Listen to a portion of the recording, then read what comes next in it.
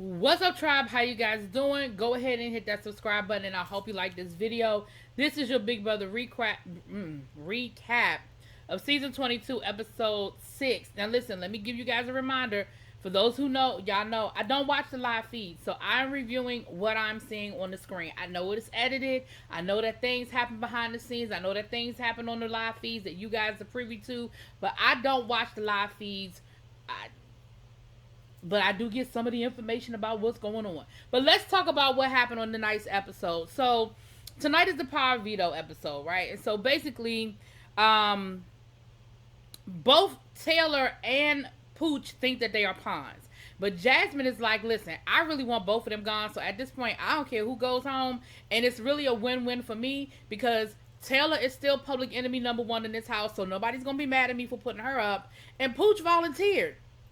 So there's no blood on my hands. I'm not betraying anybody. And to be honest with you, Jasmine, that's actually the best move. And that's almost like the best HOH to have. Because at the end of the week, whoever goes home. And your hands are clean. Like, you really did not ruffle any feathers. And so that's actually not a bad way of playing. Not a bad week to have, I should say. Now, because both of them think that they are pawns, unfortunately the edit ain't good, and when they go home, they're gonna be really mad at each other themselves, especially Pooch. Baby, if Pooch goes home this week, he is really gonna be mad at himself because you put yourself in that position. I'm a little, and again, I know this is gonna have to go back to what's going on the live feeds because I didn't see this coming with Pooch becoming public enemy number one. Like, I didn't see that happening. He's clearly doing stuff to rub people the wrong way. The girls want him out because they want to get all the guys out because they're like, listen, we are not going to be like those other girls in the other seasons when we think we're all cool with the guys and the guys basically pick us off one by one, and then it ends up being a all guys final, or it's one girl in the final two and the guys basically get rid of her. It's really not a bad way to think. It is not a bad way to play. The problem is, in the interim, you've created this whole situation with Taylor making her an enemy just because Taylor is cool with the guys, which is really, really weird. But anyway, again, we're not going down that road. We know that there's a whole lot of issues, a whole lot of reasons why they don't like Taylor, and it ain't just because she cool with the guys. Moving on. So we found out that there are a couple of other alliances. Listen, I'm sick of these alliances because y'all know these alliances, they start and they end. So we got the girls alliance. We got the other alliance with the girls and the guys that got damn near the whole house in it except for Terrence, Michael, and Taylor, it seems like. And now we have the Oasis Alliance, which is basically a bunch of guys, which is exactly what the girls are worried about. However, a couple of the guys, i.e. Monty, is like, yeah, I'm in the Oasis, but my loyalty is still to this other super alliance because I know they're gonna have my back. I guess so, because there's 500 of them in that damn alliance. Like, that alliance is gonna break up next week because it's too many of y'all in the damn alliance for that alliance to work past at the most 2 more weeks. Like, it's gonna implode, if not next week, the week after next. It's too many people. Moving on. Something that I thought was really cute was they had this scene where Kyle was trying to get his contacts in, and then Michael comes in. He's like, listen, I just got contacts too. Both of them wearing glasses, thought that getting contacts would be a good idea for the show because when it comes to comps and stuff, they wouldn't have to worry about their glasses coming off and so forth and so on. It's actually not a bad idea. As someone who's worn glasses her whole life, and I've actually tried contacts 3 different times, and I have the same issue that they have.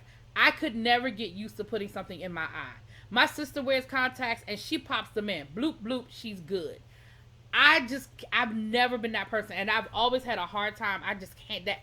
What they were doing, that was me. It was such a real moment for me, and I was like, thank you, I'm not the only one. I have found my people. Because everybody acts like, oh, you just pop them in. What's the big deal? Da, da, da, da. I couldn't, and I've tried 3 different times. I got contacts when I graduated from high school. I got contacts when I graduated from college. I got contacts maybe about 6 or 7 years ago. I was like, maybe I'll try it again. I don't even know where they are anymore. Like, the last set of contacts, I probably just threw them away. I don't know where they are. I just can't do it. I just could not get. And then once I did get them in my eye, it felt weird. Like, I just couldn't get used to it. It didn't work. All right, moving on. So that was just a real moment for me.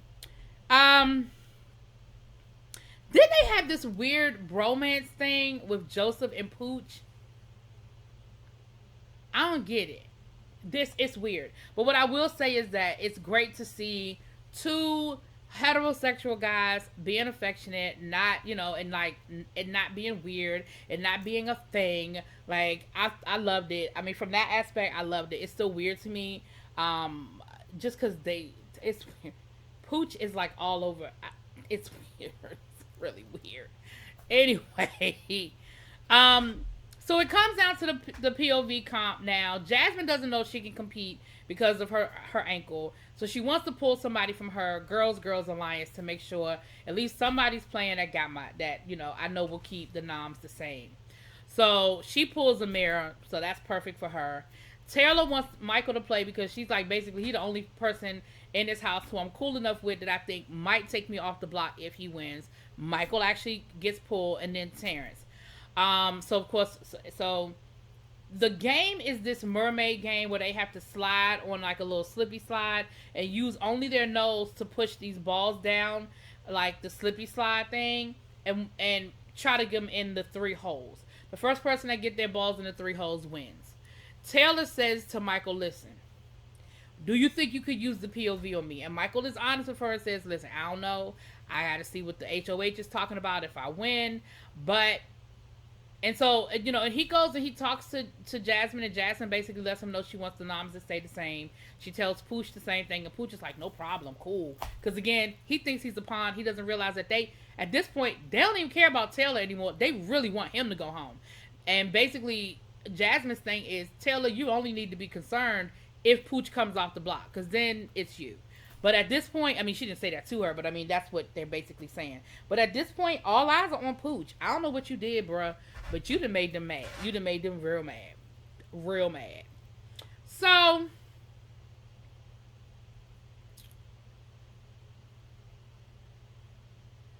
Taylor and Michael, basically what Michael says is, he tells her, listen, if Pooch is eliminated and it comes down to me and you, and I can throw it so it doesn't look like I'm throwing it, I got you. So basically, he's like, listen, if I can throw you the comp, I will throw you the comp, let you win it, and then that way there's no blood on my hands. You can take yourself off the block. Boom. He said, but I'm telling you, I'm not going to fall out as long as Pooch has a chance to win.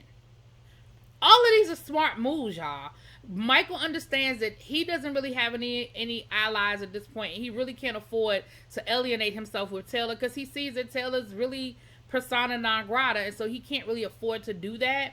But he can still help Taylor out on the back end if he can make it work. It's smart. It's a really, really, really, really smart move on Michael's part.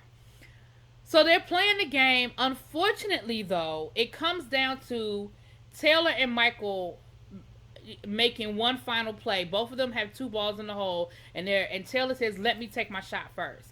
And Michael lets her, and he's like, listen, I'm going to let her take her shot first, and if her shot goes in and she wins POV, cool. But if she doesn't but if her ball doesn't go in, I got to take my shot because Pooch, he already, he's right there. Like, he only had 1 ball in the hole, but he had a bunch of balls, like, hovering over, and he was like, if he hit 1 ball with the right trajectory, he can get 2 balls in at one, 2 for 1, the way his balls are sort of hovering.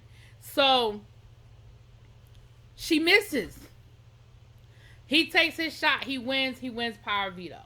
So they have a whole conversation, him, Jasmine, and a bunch of people from her alliance, and basically they're now thinking about taking him off taking Taylor off the block and putting Joseph up to break up the bromance.